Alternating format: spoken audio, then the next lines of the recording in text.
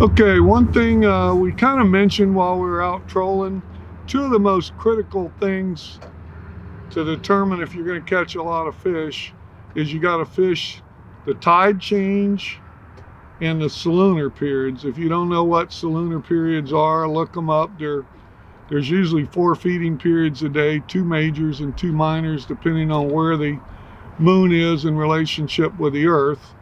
And that's when the fish feed. And then if you can couple, like this morning, we had a feeding period at 7:30 to 9:30, and we had a tide change at about 8:40. So if you can get one within a tide change, that's your maximum chance to catch fish. You know, sometimes you could have a feeding period, say from 10 to 12, and a tide change at 12.